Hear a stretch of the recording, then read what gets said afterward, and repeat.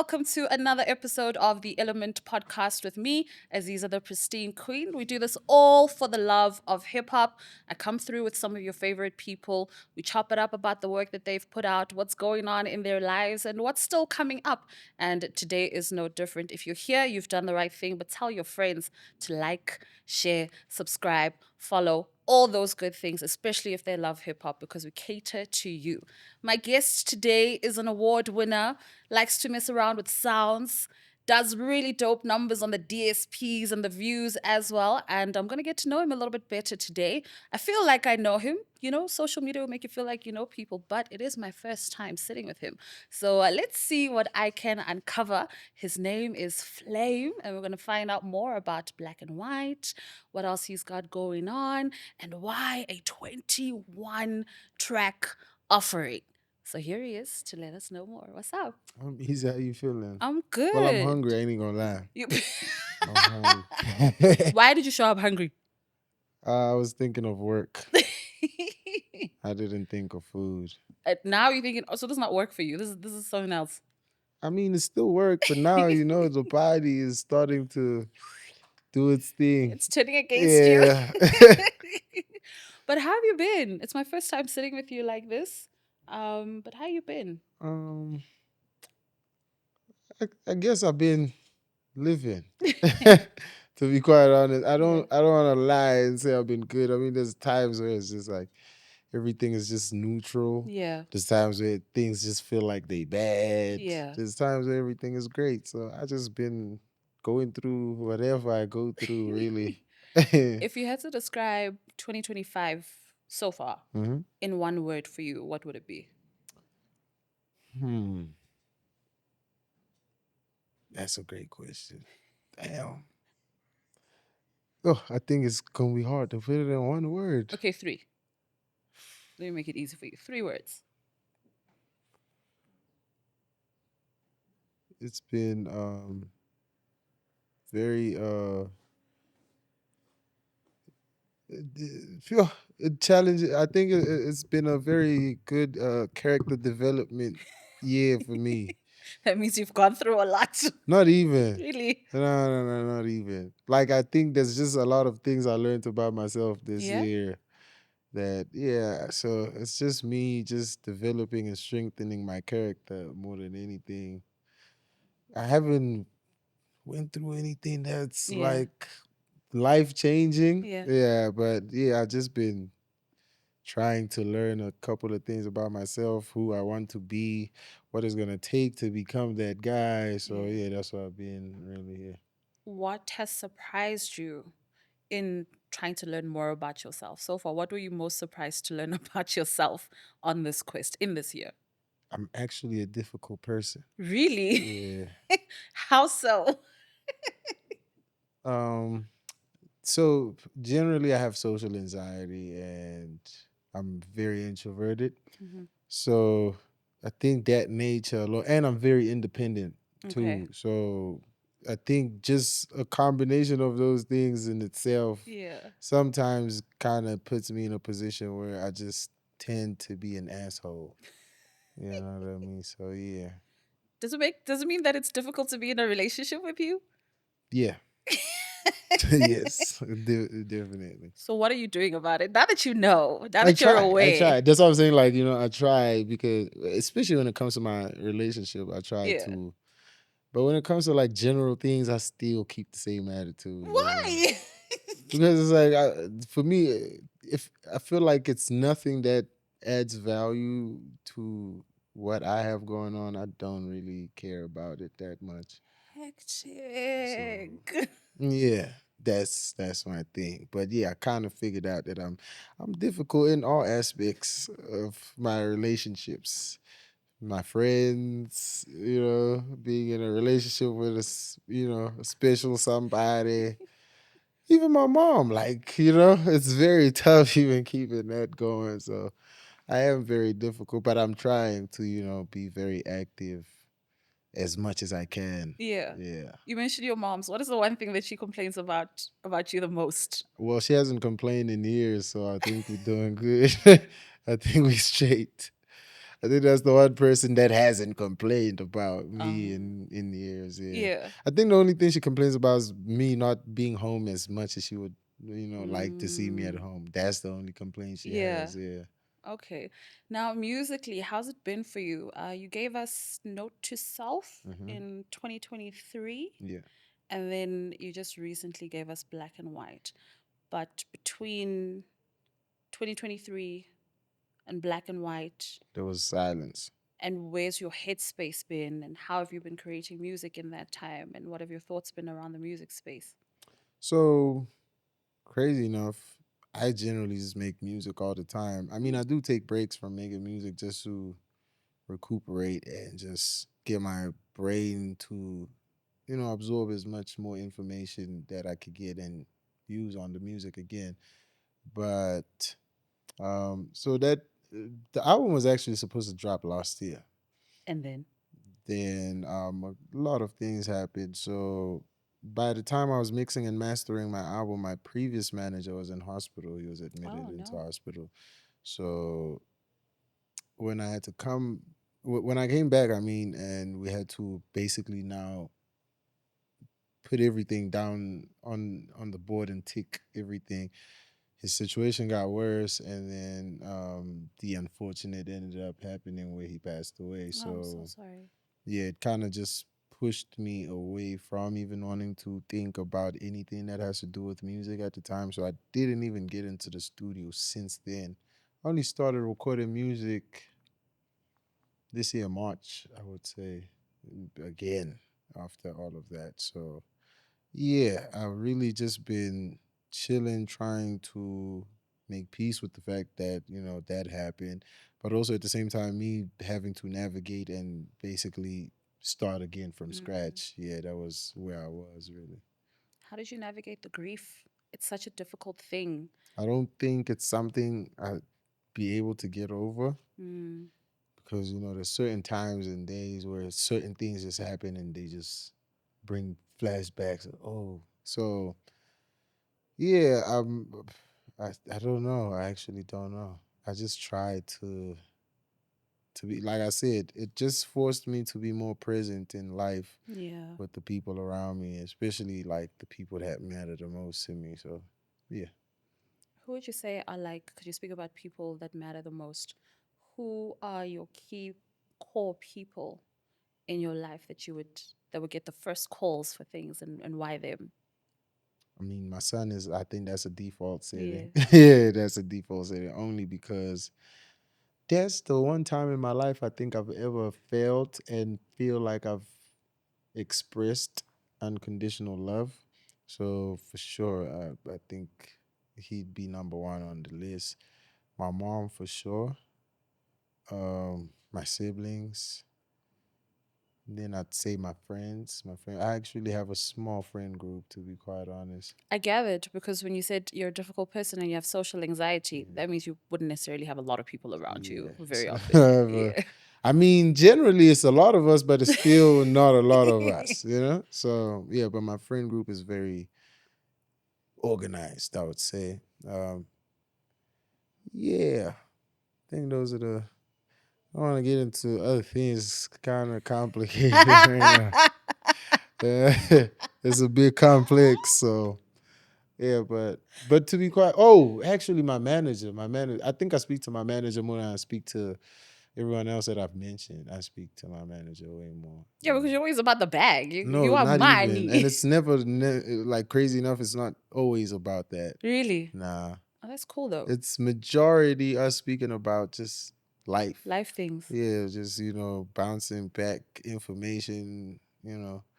Because also we just like homies at the same Yeah. time. Because before he became our manager, we're actually friends. We met in 2023. Same year I dropped Notes to Self. Yeah, so it started off our relationship started off with just me being his homie, and just it just gradually became a thing of now we work together now. Yeah. Yeah. So, but that's the one guy I speak to the most. Like if I had to go on my phone right now Yeah. and go on my call log or my WhatsApp, the one person at the top there is my manager. Trust him with your life. For sure. For sure. Good. Yeah. It's good to know. All right, so let's talk black and white. When did you start creating, and what was the spark that was like, okay, this is what I want to do, and this is the direction I want to go in? Black and White actually was we started recording that like 2023, most probably maybe around like facing the end of the third quarter. Okay. Like around that time, that's when I started working on it. And this happened after I got robbed because I was held at gunpoint at home. So yeah, so I got robbed that year and basically lost all my music. I had a different album called Winter Nights, which was the actual album that was supposed to come out. So when I had to basically recover from that whole situation and just also basically getting back some of the things I needed to create music again, the first song I actually made was One Night with Leo DeLeo. Yeah. Um, and when I made that song, initially that was his song featuring me. Okay. And when I just recorded on it, I just felt like there was a sonic I would love to play around in and just figure out what I can do with that sound. So I ended up just asking him to just give me the song, and Give me your joint. yeah, and he was cool with that, and that's how the album actually was crafted from that song From one specifically. night. Yeah. Wow. And at which point then do you come up with the title? Now that's where it got tricky, right? Okay. That's where it got tricky because don't forget, I just came from getting robbed. I had an 100%. album, so I Yeah. already had this intention that I'm going to drop an album called Winter Nights because I've Uh-huh. been promising people that Yeah. Winter Nights is on the way. So even while I was working on the album, I still kept the same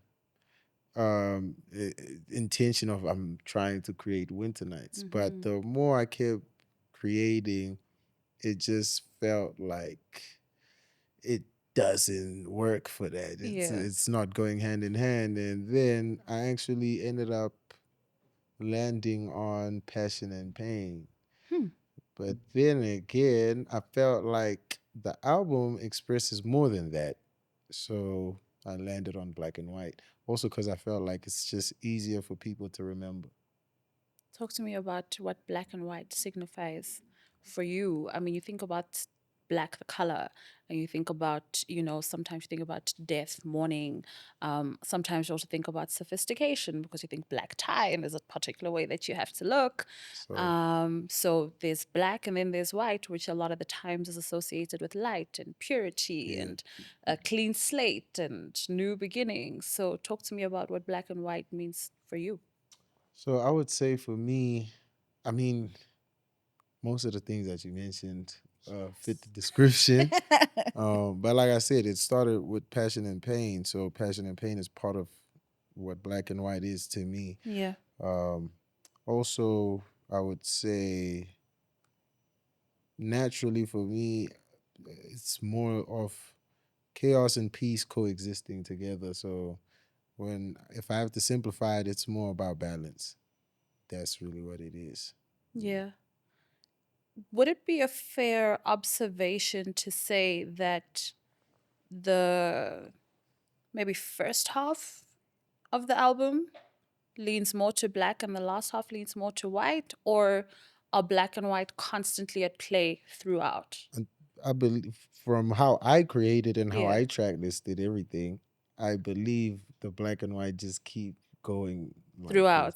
But people like to, so the fans kind of like, yeah, we think the first half is black and Because then that's the how it first half. sounds. Because just I think because, sonically it sounds yeah, like that, but it's if you listen to the different. message in the Yeah. in the music, you can realize that it's literally black, white, black, white, black, white.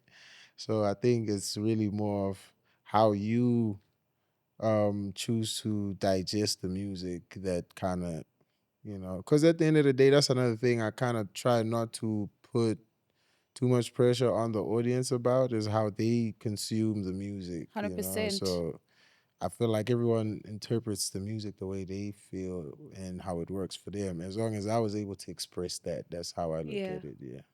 All right. So let's get into some things. Hmm. on black and white. Hmm. Wait, before we get into some things, let's talk about the cover. Yes. It's black and white. Yes. It looks like you're being baptized. Talk to me about the direction. Kind of wasn't. Excuse me. Kind of was like the idea, really. It symbolizes two things, and which is why I keep saying it's balance, The black and white. duality here. Yeah. So it symbolizes the water symbolizes my pain, but at the same time, like you said, it seems like I'm being baptized, which is also a symbol of rebirth to me.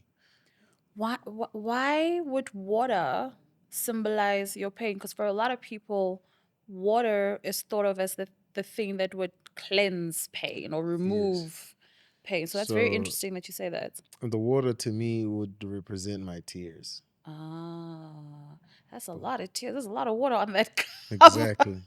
Exactly. That's That's a the you yeah. went through something. That's a lot of Yeah. tears. I mean I guess that's just life, you know? So I think if you see Flame in the streets, just give him a hug. Just walk up to him and give him a hug, just for those tears to minimize just a little no, bit. we good now. We Yeah, good. Yeah. I think I've made peace with the things that I had to make peace with. yeah. Yeah, I'm taking on new problems now. That's what I'm at. But yeah, everything that I think, because also you need to understand, as much as you know, the album I worked on it last 2 years ago, Yeah, it's basically a time capsule from 2019 all the way up until 2024 early. yeah, So yeah, yeah. There's a lot of stuff in there exactly. that's going on. Yeah. All right, so let's get into some of these things. So we open with Dark Outside, Yes. and it made me want to ask you just a couple of things.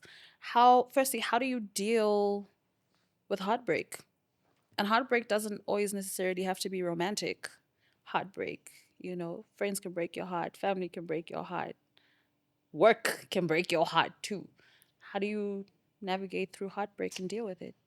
Okay, my first two heartbreaks, which I consider the first of its own kind, Okay. right? Um, I, yo, it was tough. It was tough. You look like you're having flashbacks. Oh it my was God. it was actually tough. I didn't know how to deal with it at the time, so it kind of also fit into my nature of being an introvert, and it pushed These me funny away. things that you do. Yeah, it kind of pushed me away from people again. So my first heartbreak, my first romantic heartbreak, I didn't really interact. And bear in mind, I'm staying with my friends in the same house, all of that. The only time those boys got to see me was when I was coming downstairs to grab some food and eat, and then I'm going back to I'm my out. room and I'm Yeah. locking myself. So that's how I dealt with that one. Not and very healthy, then but okay. We give it to you. Hmm. and then the second one was when I kind of lost somebody I really, valued in my life and was a more than a friend, really. I would say at that point we were family. So it was kind of crazy for me because that was the last person I thought I would not be with Got today in you. my life. So yeah, it was kind of crazy because every day I had to think about and the fact that I have to accept that this person is no longer part of my life. Yeah. So yeah, those were the first two heartbreaks I think really did a big one on me. And then after that, because I'd be lying to say that I don't get heartbroken, I just don't really feed into the whole thing no more. I just like, Are you running away from your emotions? nah, I'm not. If anything, to So be what do you quite do honest. with those emotions then? I realize that I'm always gonna have them, and at the end of the day, my emotions are gonna keep changing every day. In a day, you could go through 10 different This is types of true. emotions. So Yeah. yeah, that's what kind of another thing that kind of forced me to be more present in moments and be like, you know what, cool. I might have woken up on the left side of the bed today, but Hmm. if it means that okay, I can go do something that I love that will definitely take that feeling away from me, then so be it. Yeah. Yeah. Speak to me about God, religion, spirituality as well, because it's present on a lot of different tracks throughout the album. Yes. But I mean, on Dark Outside, you say, I just get in my bag, it's God flowing through this music. And then there's another joint where you speak about, the blood of Jesus Christ. So Yes, speak to man. me about that for you and what it means. I'm not the most religious person, to be quite honest with you. I did grow up in a very super, is it conservative Yes. Christian home. Yes. Yes, I grew up in a home like that, where grew up going to church, all of that. I think also me being around that type of environment and growing up like that played a big role in my music Mm, today, because I don't think I would have actually even been into music if it wasn't for church, because that's where it all started for me, to be quite honest.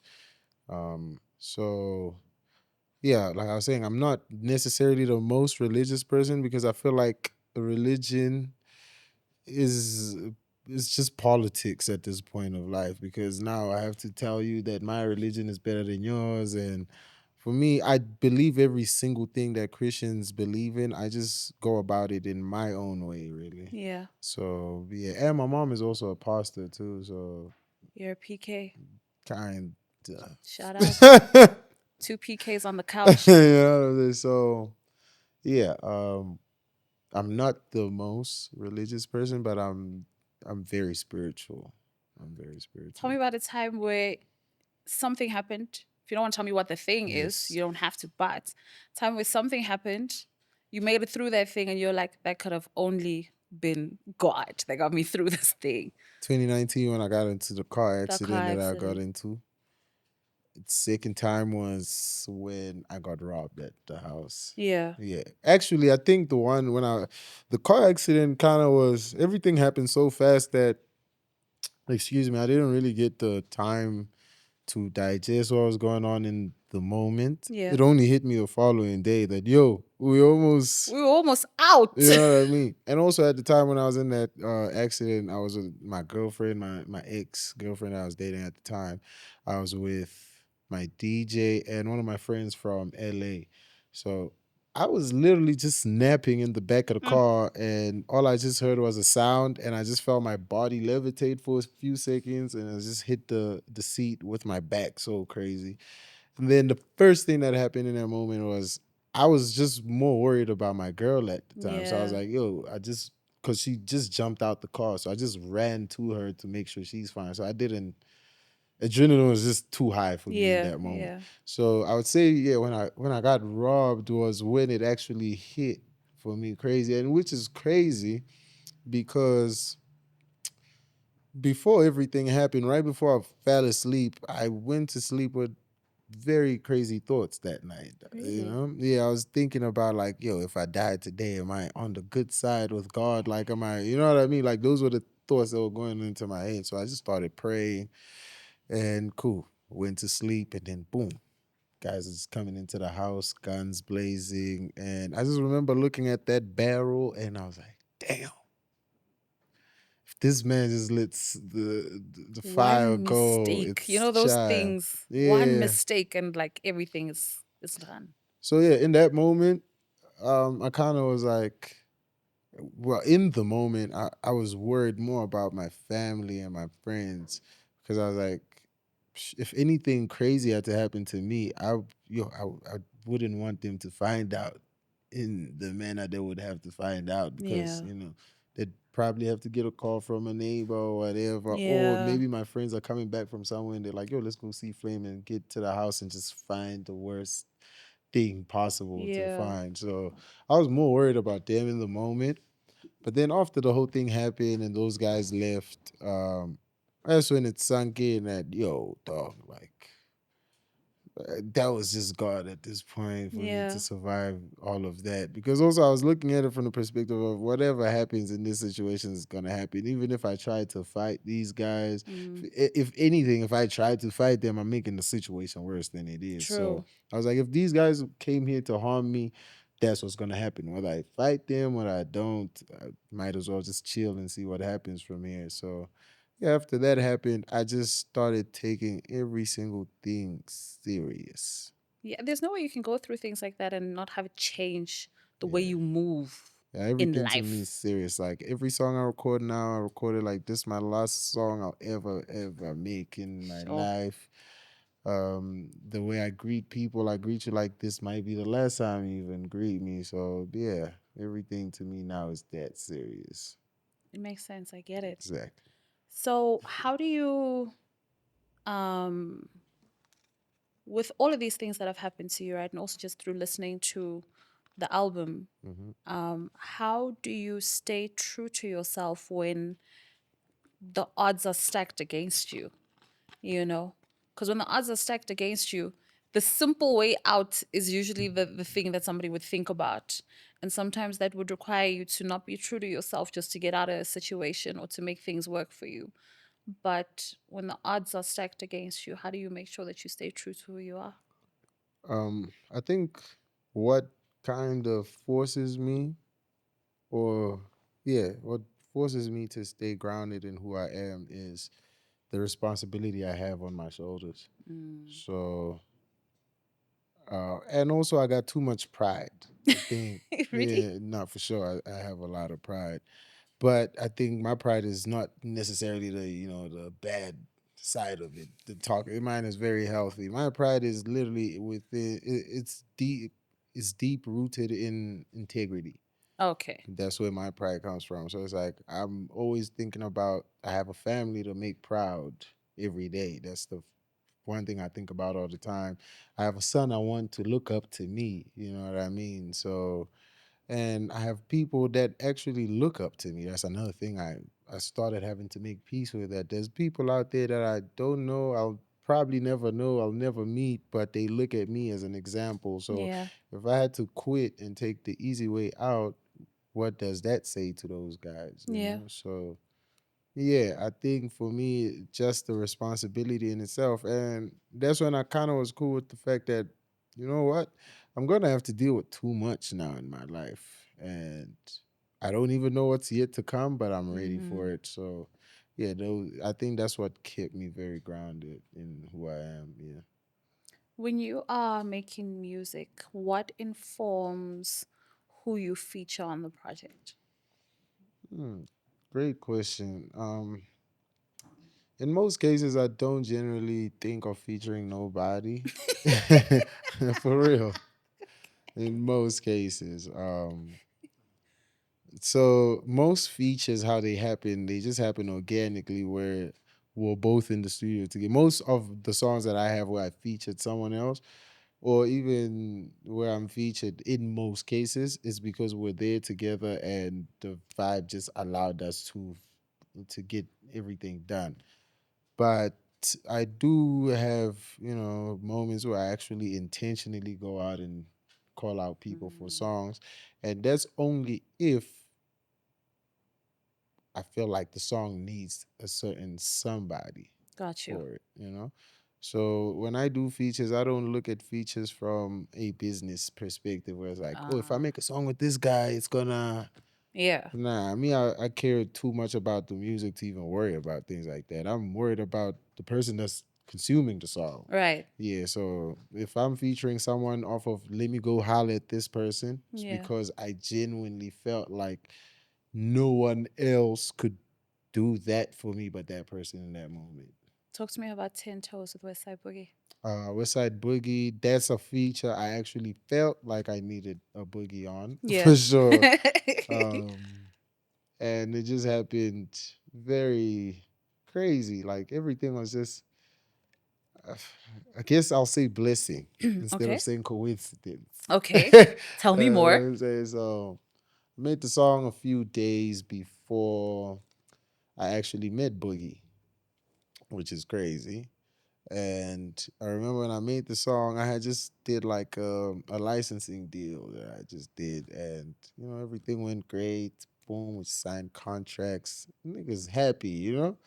And the energy I had on that day is the energy that ended up on 10 Toes. Right? So I recorded 10 Toes. After I record 10 Toes, I send the song to my manager, my previous manager, and I'm like, Hmm. yo, bro, Um, this is what I just made, and this is probably like the second time I'm rapping in a long time. Right, also on the album. So I'm just, and actually no, this was the second song I made on the album. Crazy enough. Oh, wow. Yeah, so I'm rapping my ass off, and I was like, I'm just having fun with it right now. Uh, And then as soon as I heard it, and don't forget, if you pay attention closely to the instrumental, the drums I have on there are the same drums as Kendrick "Sing About Me." Boom. Oh, So I intentionally did that as well. You know what I okay. mean? So after I made the beat, recorded, da da da da, and then I sent the song to my manager. I'm like, yo, dude, imagine if we had a Kendrick verse or a Boogie verse on this song. Yeah. And it was like, yeah, that would be fine. But that was just us dreaming in that moment. Yeah. Fast forward a few days later, I'm doing Rocking the Daisies in 2023. Yeah. So I bump into Boogie. I did my performance, and he was performing right after me. Crazy enough, I was literally sitting shoulder to shoulder with this man. I didn't say a word until after my performance. Yeah. Right, so I get back from stage. Um, at first, I was just trying to, cool down and all that, and then I end up, just dapping him up. Yo, big dog, I'm a big fan. Da da Yeah. da da. But also, I tried to keep it very brief and not be in his face about it. Yeah. So yeah, that's literally where it ended with me and him in that moment. Then I just kept everything rolling, and then it just happened that because like I said, he was performing after me, Yeah. but there was like about 2 hours of nothing happening Okay. before that, right? So they asked my DJ if he could play a set within that time while Boogie goes do his outfit change, come back, Okay. da da Yeah. da da. So cool. Shane jumps on stage, does his thing. The crowd is going crazy. And the boys come back. When they come back, they find Shane playing.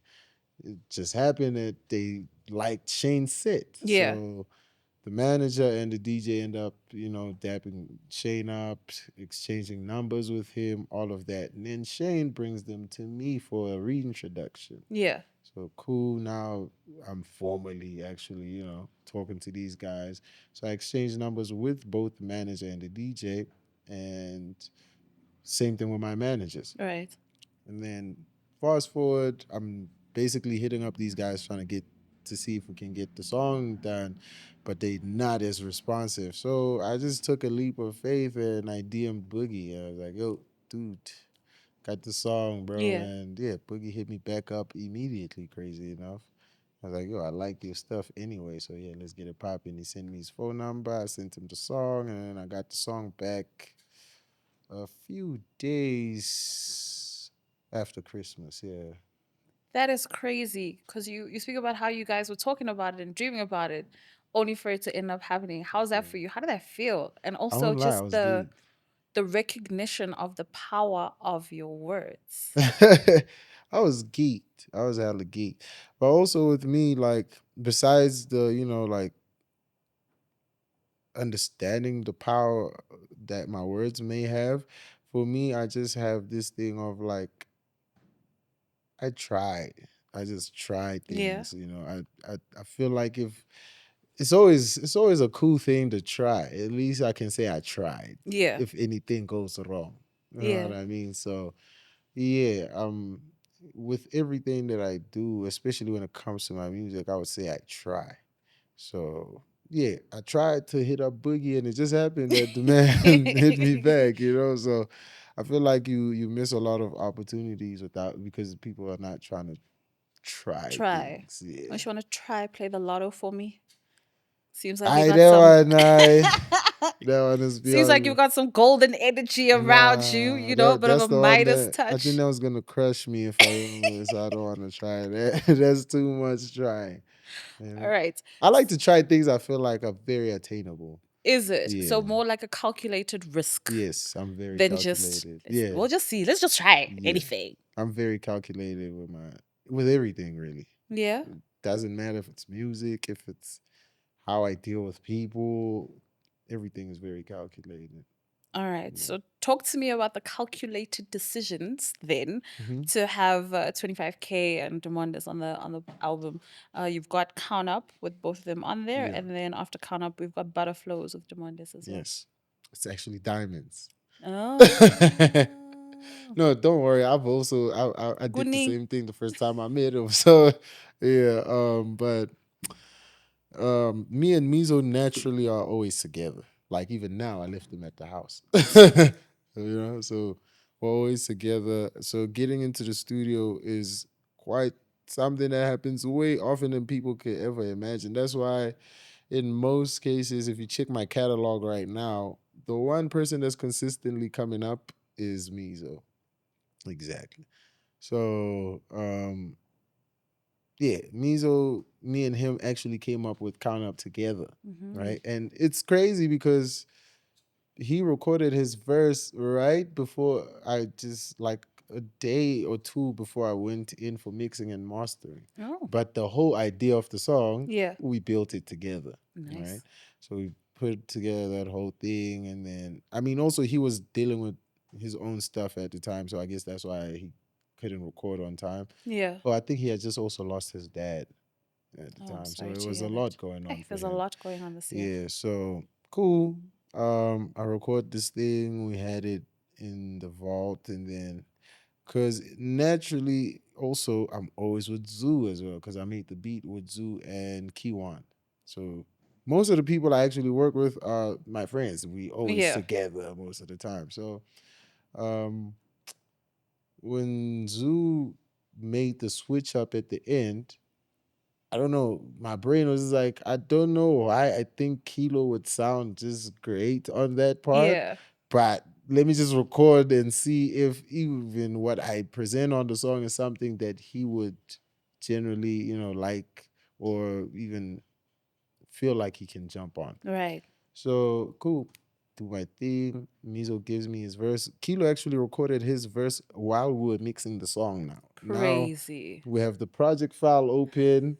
Zoo's putting everything together there. This man is right there recording as all our vocals are in there. So That's crazy. yeah, and I was actually impressed with how he also attacked it because I thought he was gonna, just pull up as the normal 25K plug trap star and yeah, he came through rapping this time Yeah. around. I was like, all right, cool. That's a different approach, which is something also I like because I feel like it kind of gives the song more life because then you have different perspectives to it, 100%. So yeah, that's how Count Up came about, really.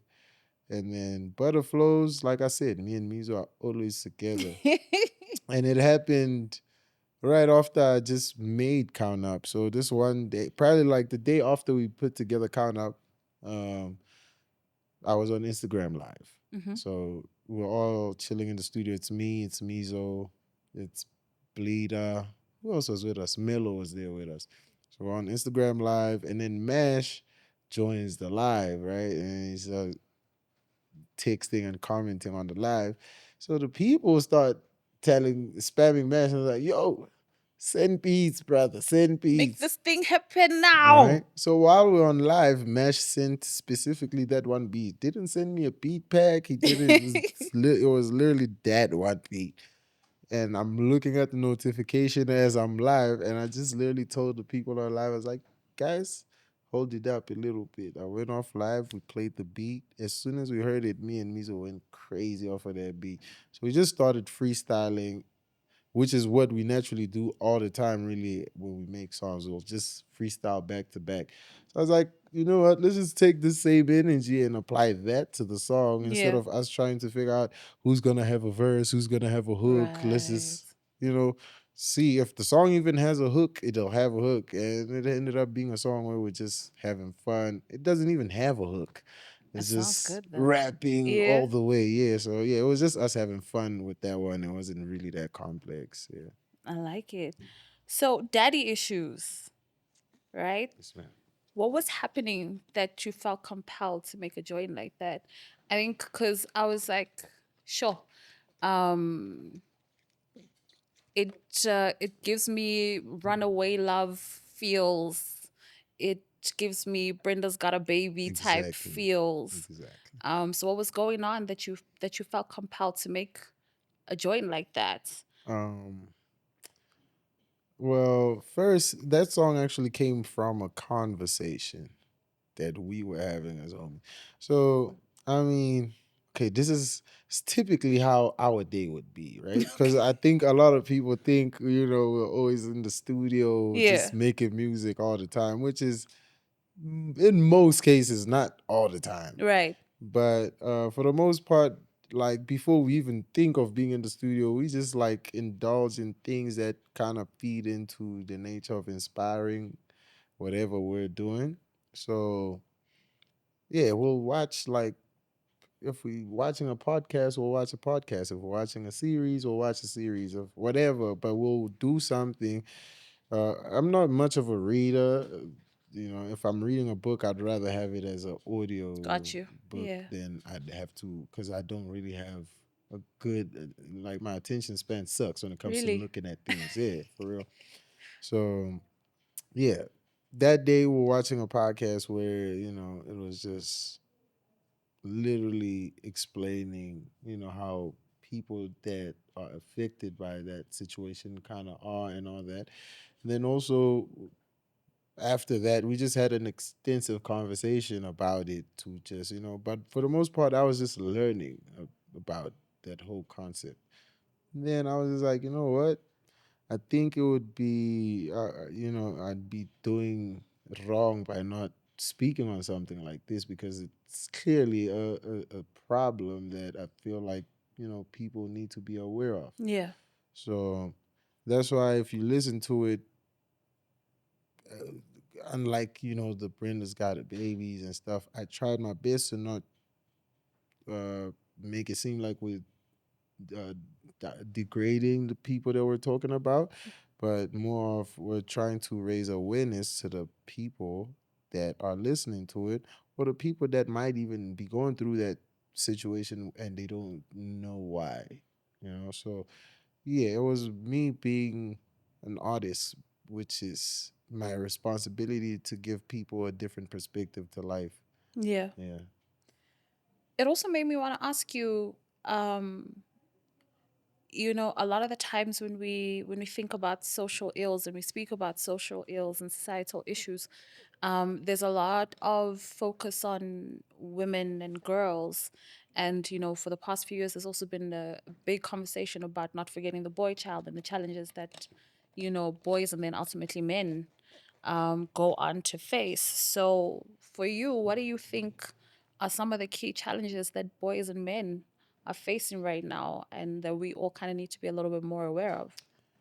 Um, to be quite honest, it'd be even crazy for me to even explain that. But what I can tell you is, for the most part, a lot of dudes are walking around with a lot of hidden pain, pressure, all of that. Also, because I guess because of how the world is set up, um, I guess I personally feel like the odds are way more against us guys than they are against women. So I think, yeah, that's how I would say a lot of things affect men because it's like, okay, cool. They broke your heart today. Who cares, bro? You got a family Mm, to feed. Go do that. You know what I mean? Yo, you just lost so and so in your life. Who cares? You still gotta make sure you getting things going. So I feel like just generally because of the pressures of as a man, you always have to have everything in order. That's what kind of affects a lot of men to, and most of the time that's why a lot of men don't even express what they go through because it's always gonna go back to, hey, gotta do what you gotta do, dog. So yeah, I think that's where it comes from for the gents. I think with women it's much easier because you guys can express to us and we're willing to listen to all of that. And do you think women aren't as willing to listen to like your pains and traumas as much nah, as the other way around? nah, not really.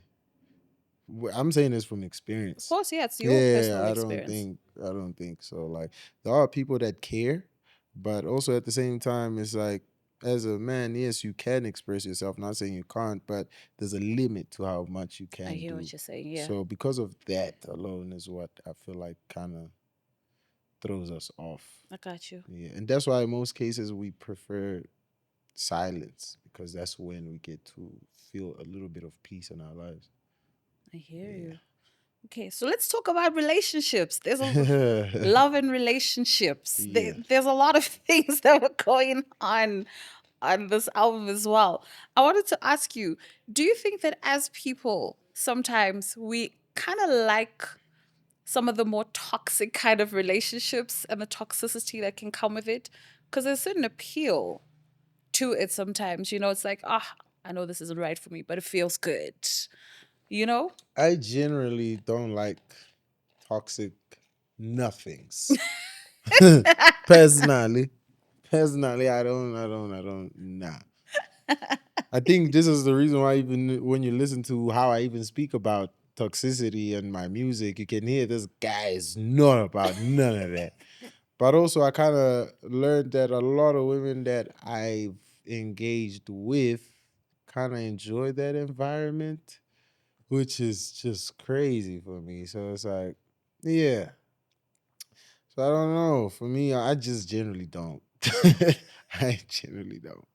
Because when I was listening to like Keep On Coming to You, it kind of feels like I don't want to be doing this, but I want to be doing this. So I kind of feel it. There are things that are great, there are Now things that that are that not that would, it would great. have to be a thing of now we'd have to break it down specifically with each song of why did you say this on Keep On Coming to You.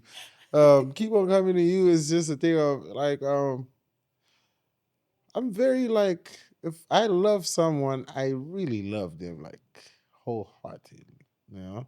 So it's crazy because I was actually having this conversation this morning that I'm generally not the type of person that's gonna just leave.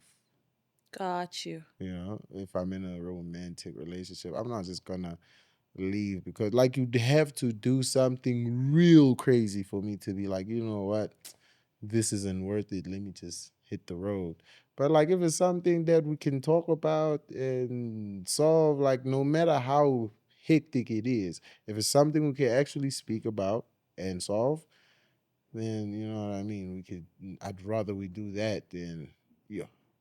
But other than that, yeah, I think maybe I don't know. Does that mean that I'm toxic? It could be. Am I toxic for not wanting to? Look, I think that this is what I think. I think that every single person has toxicity in them, right? But I think that it's about what you do with that knowledge and how you navigate and react to your own toxicity. You can either feed into it and let it grow, or you can not feed into it. You can recognize, okay, when it comes to this, I can be a little bit toxic, or this is where my toxicity scale or level is at. But it's about what you do with it. Yeah, I So think my you might commitment is find very toxic. you might find that somebody also, because we're people and we're energy and we're feeding off of one another, my energy and maybe my toxicity level brings yours out Excuse me. more I feel as that. well. And that's when I think that maybe you're not in the right kind of relationship if that's the case, because Excuse me. toxicity should not be encouraging toxicity to get bigger and Exactly. be Yeah, I think. the identity of the relationship. You know what I mean? So I think everybody has propensity to be toxic. I just think that you, and this is where I think a lot of people get around. People think that, oh, but it's just out of my control. No, I'm toxic because this is what happened to me. Yo, we've all gone through some things. But you have the power to decide, are you going to feed your toxicity and let it become bigger? Or are you going to try to nip it in the bud when it is trying to overwhelm you? No, I feel that. I really feel that. Man, I don't know. So yeah, but specifically speaking of keep on coming to you, it would be yeah, it would just be my nature of not just trying to give up on people. Yeah. And it's hard though sometimes.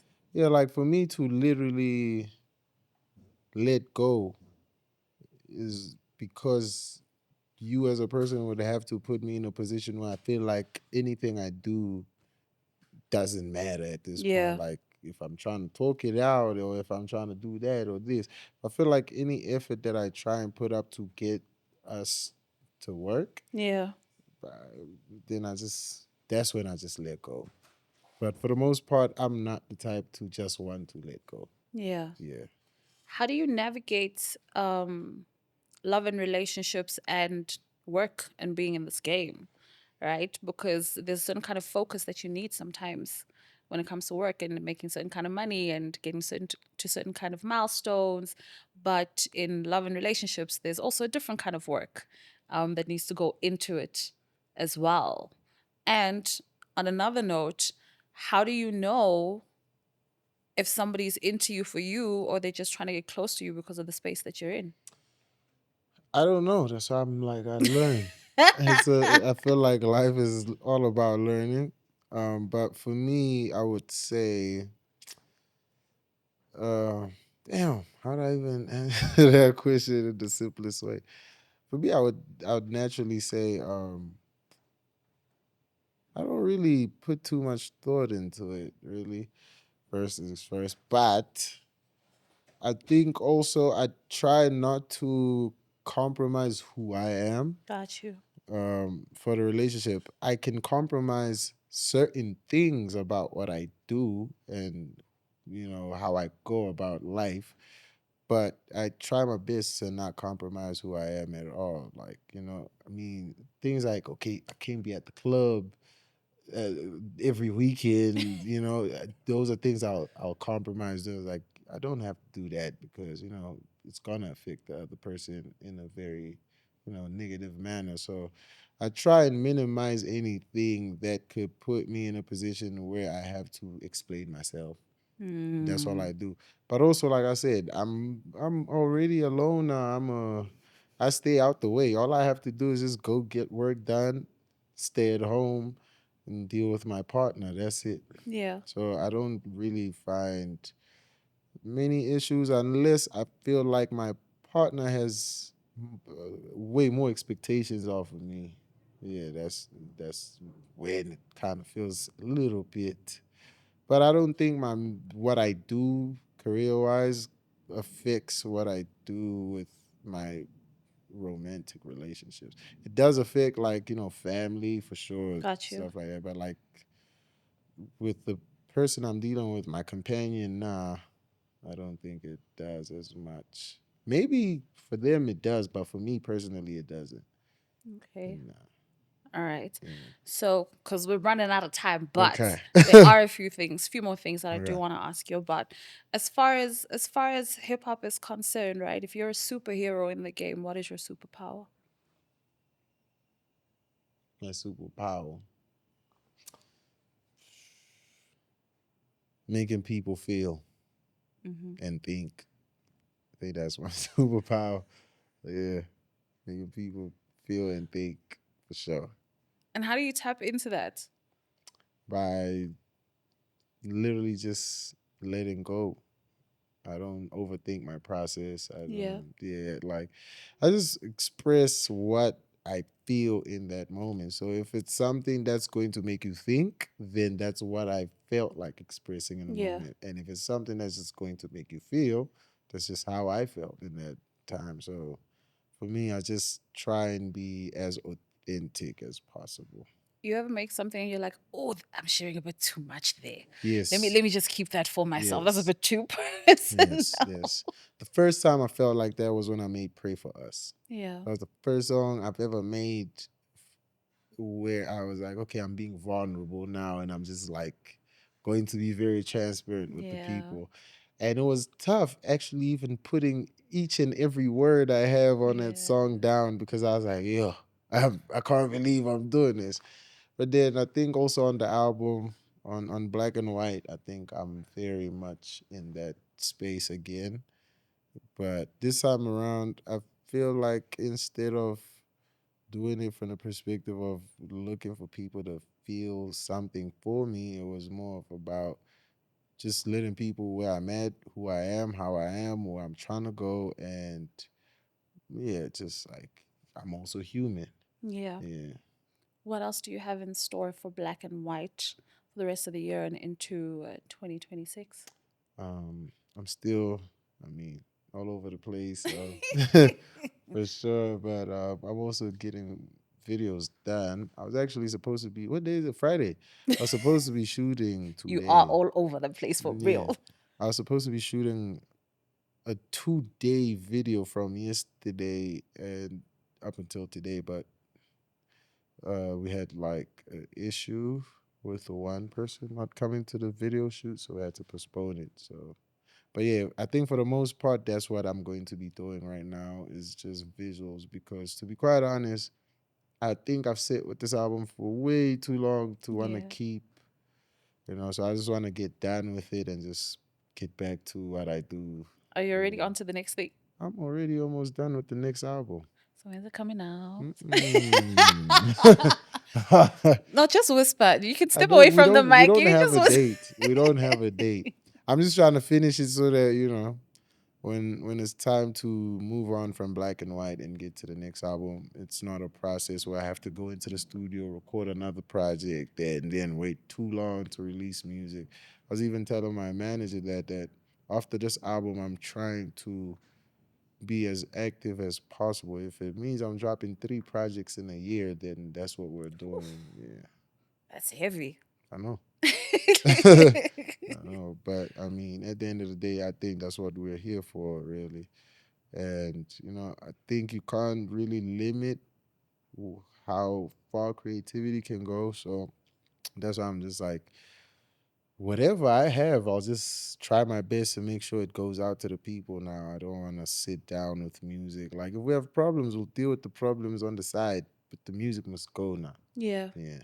Because also, it kind of affects how I create music. If I'm sitting with music for too long, it keeps me, it makes me feel like I'm kept in a loop I where I got feel you. like I'm not evolving Yeah. musically. So when it's out and people tell me, nah, that one was whack, that inspires me a lot to go back into the booth and be like, you know what, just because that Let guy, me show you something. yes, exactly. So, but yeah, it just feeds into my nature of always wanting to become better. Yeah. Yeah.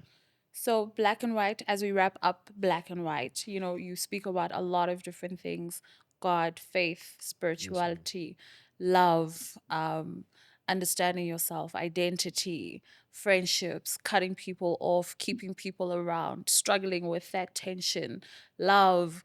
There's a whole lot. But once somebody has gone through all 21 joints, which you said it was actually going to be a little bit longer. You Yeah. cut it. You Yeah. cut it for Yeah. us. Okay. That's gonna be my last long No, project. I there's nothing promise. wrong with it. I was just surprised because not a lot of people are putting out super long projects anymore. I think they scared also because I think also everyone's attention span is went super down nowadays, especially because of like quick content that we Yeah. that we consume. So I think that's what kind of killed everyone's attention span to even appreciate something of that nature. But I guess, for me, it was just, I didn't care. I was like, whoever needs to listen to this thing will listen to it. Because And at the they end will of the listen day, more than once from beginning yeah. to end. Because I look at it from the perspective of, I can't really impress everyone, but I can make sure that whoever is impressed is for sure impressed. Yeah. Exactly. I feel like with life, just in general, right? Whoever's supposed to be at something is going to be there, Exactly. whether you stress about it or you don't stress about it. And whoever's supposed to listen is going to listen. And whoever it's supposed to resonate with in a particular way, it's going to happen. Mm, You just need to create from the most authentic places possible, and it'll reach where it is supposed to reach exactly. without you having to overthink it or do too many things. Now, having said that, once somebody has listened in, what are you hoping they will walk away having learned or thinking after having listened to Black and White? Well, I don't even want to try and sound profound right now. I'm just gonna keep it simple. Well, earlier I did mention that I believe everyone interprets the music in their own way. But for me, I would say if I had to keep it simple, what I would at least hope for is people finding some sort of positivity in my story that they can apply into their life, and yeah, just move forward. Yeah. Yeah. Are there any misconceptions about you that people might have that you're hoping that the album will help break? Or you're not too concerned about things like that? I think the misconception people have about me is that I'm always rapping about girls. I mean, for real. But I mean, I get it too. I understand it. For the most part, most of my songs are about um, women, but also for the reason of I just explained, and I think everything in my music just explains itself. It's not really that complex to actually go through my music to understand why I even make music that I make. It's because, like I just said, I'm always at home. First things first, it's not there. I'm always home. I'm not doing too much. You know what I mean? So my life is not really. I have a very simple life that I live. You know, I'm either with the homeboys, I'm with the family, or I'm probably with my girl. It's really that simple. I don't have too much that I do. I'm not worried about, hey, who's doing this in politics, who's doing that there. Like I try my best to just focus on what I have going on. So yeah, I think if people start listening to those songs for what they are instead of listening to them about, oh, there's another song about a girl. It's like, yes, I am talking about a girl, but just listen to what I'm saying about her. Yeah. There's different things I'm saying about women and songs every time I speak about them. Sometimes I might be an asshole about it. Yeah. Sometimes, you know, Yeah. Like, yo, you got to go to college. I'm not in the mood for you you today. know what I I mean? just want to record and be on my own shit. I don't really have time for you. Do you really got to Uh, be here? That joint, I was like, yo, poor You girl. know what I mean? Sometimes I can sound like a simp. Sometimes it's different. Sometimes sexual. You know what I mean? It just depends on what the purpose of that song is and what message I'm trying to put out about the song. It just happens that in most cases, I do spend my time with a lot of women. That's Mm-hmm. that. Okay. And what is your one wish for hip hop? Um, for the boys and girls to keep having fun, man. Like keep having fun. Um, let's not worry too much about the noise outside. Let's always try reinventing ourselves. You know, that's what I feel like that's what the nature of hip hop is really is. We always wanted to be the what do you call it? The guys that the pioneers of whatever's happening culturally, musically, you know. So I think if we just can keep the same standard no matter what, like life is not always hunky dory, man. So Hey, life is you tough. know what I mean. But So even hip hop itself is gonna have to suffer at some point. Like we've had that for a minute, but I think staying true to what we got going on will always put us back to where we were in the first place. So yeah, what are your last words? Because we're done. We're out of here. And you can go man. eat. Thank everybody that listened to the album. There's more music on the way, and stay dangerous. All right. Stay dangerous. I'm going to try find out when this next thing is coming out, I should how not get long it that is. information. I might not even I ask do have you. like a couple of songs, probably like 17 songs by now, That's but not a couple. couple of songs, they like might not all make 17. it on the album, is what I'm saying. So, but that also goes back to why I said I'm gonna just try and release music without having to overthink the process of releasing it no more. Because some of the songs that might not make it can be compiled into like a little 3 piece, whatever. Psh, enjoy. Well, I'm going to try get some information for you. There is none right now. The only information we have is that I'm just making music. For real. I don't trust it. Okay. I don't trust it. I want to see what I can find out. If I find out nothing, you'll know because I'll be quiet. But if I find out something, I will let you know. That's been another episode of The Element. Catch us on social media, The Element SA. Make sure that you do follow, like, share, subscribe, and all those good things. And it's always all for the love of hip hop. And thank you for having me here. Thank you for having me here, Flame. Thank you for sitting with me. Thank you for kicking it with me, even though you were hungry. What else? Ish. What else do you want me to thank you for? Thank you for coming. Thank Thank you you. for dressing up in black and white, like your You know 25K that just t-shirt. happened, right? I didn't even think it through. He I was like, swear. yeah, we're gonna talk black and white. Let me just come through. From the I moment I really, walk in, she gotta know I'm ready. I really didn't even think about it. I was like, how am I gonna look nice in this? And I was like, all right, cool, we good. Let's vibe. That's all I was thinking. I could have Right. pulled up in blue. Who knows? I don't know. I was prepared for anything. But I don't lie. The only reason I also came dressed like this because everything I'm wearing was the closest thing I could see when I just It pulled was the my clean clothes. stuff, ne? Not necessarily. I have a lot Ah, of clean stuff. It I was know. just right there.